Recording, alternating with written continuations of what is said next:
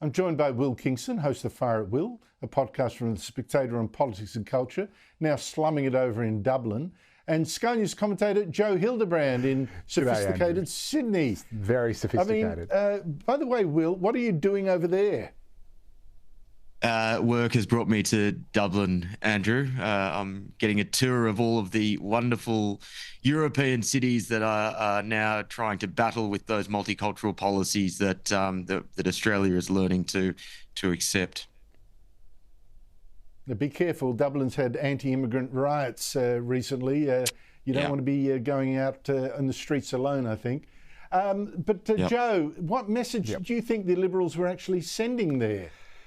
Look, I think there's a tradition in Australian politics that when it comes to foreign affairs, that you have a bipartisan unity ticket and that you don't pick fights. And the risks to that are both political and strategic. I mean, the first thing is that you don't want to present a divided front to potential allies or indeed potential enemies or threats or challenges overseas. If our foreign adversaries think that Australia is weak and divided on foreign policy and doesn't know which way it's moving, then they can exploit that. At the same time, I think Peter Dutton was hurt very much by a perception during the election campaign that he was more Team Trump than Team Australia, and I think that is one of the very many things as Australians came to change their view of Donald Trump and take a very dim view once he launched the tariff wars and is now questioning AUKUS. I think that was one of the things that hurt him politically, and I think Susan Ley is probably very mindful of that. But it is bad luck, obviously, that we didn't get that meeting. Will, I didn't know it was a secret that we're weak and divided. But anyway, there you go. But what do you make of it? What message do you think the Liberals should have sent? I mean, Joe makes some good points there, but seriously, not having any meeting at all yet with the US president when so much is on the table, and that's after poking the president in the eye repeatedly, that's not good. Well, yes and no. I'm probably closer to Joe here, Andrew. I've got a laundry list of problems with the Liberal Party at the moment, but this isn't one of them. We all know that if all right, he you're had both done sacked. a grand... I'm moving on. That's right. Well, we all know that. Yeah, exactly. We all know that if he had done, and I'm certainly not going to be accepted by the ABC, so that is the end of my career. We all know that if he had done the grand tour of the US, Paul Murray would have been coming on at 9 o'clock doing the Airbus elbow routine. So I don't think you can really win on that score. I don't think Susan Ley, I think she actually got the tone broadly right. It wasn't in tension with Sharma. It was just slightly more diplomatically worded. But I will say, Andrew, that I will not be as sympathetic moving forward because they have done a great job, the Liberal Party, of trashing one of their traditional brand equities being defence and national security. It was an afterthought previous to before the prior election or the election we've just had. So it is one that they need to be very strong on. But I actually don't think in this instance this was necessarily that poorly handled. I hope Dave Sharma noted that I, Dave, am the one here who defended you, right? Sorry, Dave.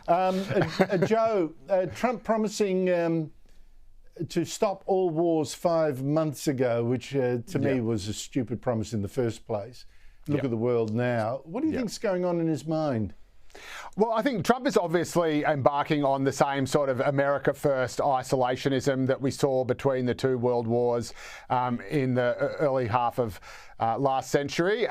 It's inevitably, I think, you cannot avoid all conflict, be it on your home turf or overseas, without sacrificing too much of what it is you stand for as a nation. And so, of course, you don't want to get embroiled into another Iraq or another Afghanistan. You can question the folly of those excursions.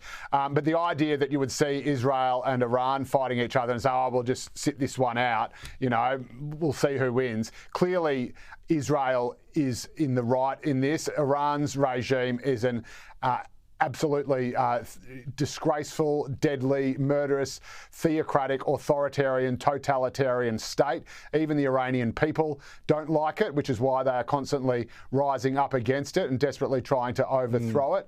And Iran is completely without friends or allies in the region either. They're basically the closest thing to a friend it's got, the regime that is Vladimir Putin, which tells you everything you need to know. So I think Trump was right, even sadly.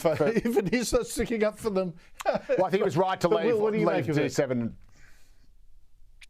I think there's an art to picking the right war, Andrew, in this instance. Yeah, there's an art to picking the right war. It would have been easy for Trump to follow a part of that MAGA wing that is saying complete isolationism, you know, the Tucker Carlsons of this world. He's actually pushed back against them and said, look, you know, whilst I have reservations about, say, war in Europe, for example, and the US involvement, Iran cannot get nuclear weapons, and that is something the US needs to be strong on. So I actually think in this instance, Trump has been very good. Yeah. Yes, I think so. Look, you keep baiting me with the mentions of Tucker Carlson. One day I need to really tell what I know about Tucker Carlson and why he was fired, thank God, from I hope I'm on for that one.